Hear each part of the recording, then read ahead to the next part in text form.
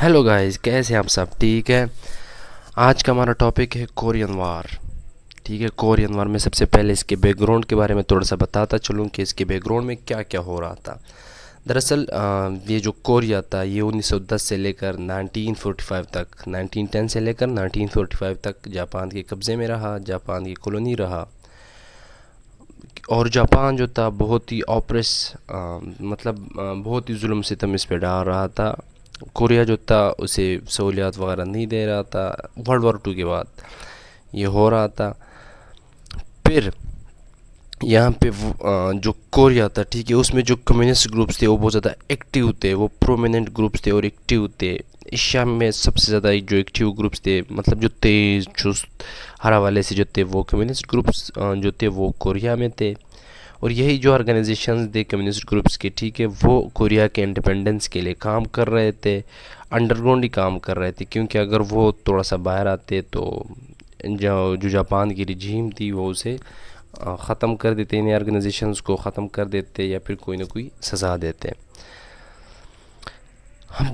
जो कोरिया है, ठीक है, वो ऑक्युपाइड रहा 1945 तक। In 1945 Korea was occupied by Soviet forces in north and American forces in the south। ठीक है, अब 1945 में ये हुआ वर्ल्ड वॉर 2 के बाद के जो नॉर्थ में था, नॉर्थ में कोरिया था, नॉर्थ कोरिया को उसको सोवियत फोर्सेस ने ऑक्युपाइड कर लिया, और जो साउथ में था उसको अमेरिकन फोर्सेस ने ऑक्युपाइड कर लिया। यहाँ पे एक लाइन खींची जाती है जिसे 18 पैरेलल लाइन भी बोलते हैं। जो 18 पैरेलल लाइन है, दरअसल ये बताता है कि इसी लाइन के नॉर्थ की तरफ नॉर्थ कोरिया है और साउथ की तरफ साउथ कोरिया है, और जो नॉर्थ कोरिया है उसको सोवियत फोर्सेस ने कब्ज़ा कर लिया था, और जो साउथ है उसको यूएसए के फोर्सेस ने कब्ज़ा कर लिया था। जो किम सेकंड संग था, ठीक है, जो नॉर्थ कोरिया का नॉर्थ कोरिया का प्रेसिडेंट था, या नॉर्थ कोरिया को आगे लेके जाना चाह रहा था। दरअसल वो एक 30 साल एक सोवियत आर्मी का बंदा था। वो ये चाह रहा था कि जो नॉर्थ कोरिया है इसको मैं इंडिपेंडेंट बनाऊं और हरा वाले से इसको अलग करूं, और एक कम्युनिज्म स्टेट की तरफ लेके जाऊं। और जो दूसरी तरफ साउथ कोरिया में था, साउथ कोरिया में था सेंगमिन री जो था वो साउथ कोरिया में था।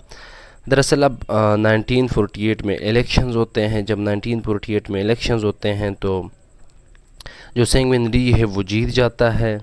तो इस वजह से जो किम सेकंड संग है, ठीक है, वो नॉर्थ कोरिया को अलग कर देता है। वो कहता है कि वो प्रोविंशियल मिनिस्टर होता है, तो कहता है कि जो नॉर्थ कोरिया होगा वो साउथ कोरिया से अलग होगा, तो इसलिए वो अलग हो जाते हैं। अब यहाँ पे स्टेज 1 में ये होता है कि जो नॉर्थ कोरिया है वो अटैक करता है किस पे? साउथ कोरिया पे। साउथ कोरिया पे अटैक करता है 75,000 ट्रूप्स के साथ। ये first military action of the cold war है। ये जो नॉर्थ कोरिया अटैक करता है ये first military action of the cold war कहलाता है। 75,000 ट्रूप्स के साथ नॉर्थ कोरिया जो है वो साउथ कोरिया पे अटैक करता है, और जैसे अटैक करता है तो कुछ वक्त ही लगता है उनको, तो और साउथ कोरिया का जो एक कैपिटल है उनको लोग आसानी से कब्ज़ा कर लेते हैं, और वहाँ तक नॉर्थ कोरियंस की आर्मी पहुँच जाती है। अब यहाँ पे नॉर्थ कोरियन की आर्मी जब वहाँ पे पहुँचती है तो जो यूएसए होता है, यूएसए उसको थोड़ा बहुत मसला बन जाता है। वो कहता है कि जो ट्रू मैन होता है उसका स्टांस होता है, वो कहता है कि जो साउथ कोरिया है उनको तो हम लोग कैपिटलिज्म की तरफ लेके जा रहे थे, क्योंकि कैपिटलिज्म और कम्युनिज्म की लड़ाई हो रही होती है।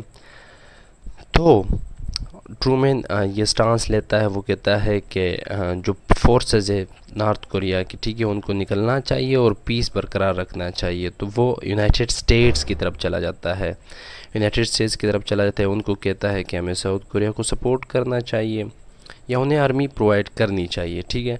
तो जो यूएन होता है, यूनाइटेड नेशन होता है, ठीक है, वो पहले नॉर्थ कोरिया को ख़बरदार करता है कि तुम इस तरह काम क्यों कर रहे हो, यहाँ से निकल जाओ, अपने फोर्सेस को लेके वापस चले जाओ सियोल से। जो सियोल है, ठीक है, वो साउथ कोरिया का कैपिटल था, लेकिन नॉर्थ कोरिया इनकार कर देता है। अब जो यूएन है वो ऑर्डर देता है, वो यूएन की आर्मी होती है और यूएसए की आर्मी होती है, 16 नेशंस की आर्मी होती है, वो अटैक करते हैं नॉर्थ कोरिया के फोर्सेस में साउथ कोरिया में इंटर हो जाते हैं। तो जैसे इंटर होते हैं वो वापस पुश बैक करते हैं नॉर्थ कोरिया की आर्मी को, क्योंकि इनकी आर्मी 4 लाख के आसपास होती है और ये उनको वापस पुश बैक कर लेते हैं। अब यहाँ पे है कि क्यों जो रशियन स्टेट थी या फिर स्टालिन था वो क्यों यहाँ पे इन्वॉल्व होना चाह रहा था, और जो अमेरिकन थे वो क्यों इन्वॉल्व होना चाह रहे थे। दरअसल जो स्टालिन था वो तो कम्युनिज़्म की तरफ जाना चाह रहा था। वो तो चाह रहा था कि जितने भी स्टेट्स है वो कम्युनिज़्म की तरफ चले जाएं, वो कम्युनिस्ट से, और बाकी जो अमेरिकन थे वो कैपिटलिज़म की तरफ जा रहे थे। तो वो साउथ कोरिया तो वो कैपिटलिज़म को सपोर्ट कर रहा था, जो नॉर्थ कोरिया था वो कम्युनिज़म को। तो इसलिए ये दोनों इनकी हेल्प के लिए आए। ठीक है, यूनाइटेड नेशन ने जो आर्मी भेजी साउथ कोरिया, वो वापस पुश बैक कर रहे थे नॉर्थ कोरियन की फोर्सेस को, और पुश बैक करते हुए वो इवन नॉर्थ कोरिया की कैपिटल तक पहुंच गए। नॉर्थ कोरिया की कैपिटल का नाम है प्योंगयांग नॉर्थ कोरिया का कैपिटल है, वहाँ तक चले गए। अब जो फोर्सेस थी वो यूएन की फोर्सेस थी। ठीक है, उन्होंने जब अटैक किया, ठीक है, 3 लाख उनकी फोर्सेस थी और कुछ साउथ कोरिया की अपनी भी फोर्सेस थी। तो उन्होंने जब अटैक किया तो वो जो नॉर्थ कोरियन थी उनको वो लोग वापस रिट्रीट करने पे मजबूर कर दिया उन लोगों ने। वो 18 पैरेलल के उस तरफ चले गए, बिल्कुल नॉर्थ कोरिया की तरफ चले गए, और बहुत सारे प्रिजनर्स भी इन लोगों ने बना लिए। अब वहाँ पे एक ख़तरा पेश आता है किसको, चाइना को। ठीक है, अब वहाँ पे अगर आप मैप देखें तो नॉर्थ कोरिया के बिल्कुल लेफ़्ट साइड पे येलो सी है और वो चाइना का बॉर्डर होता है। जो फोर्सेस थी वो वहाँ तक पहुँच गई थी।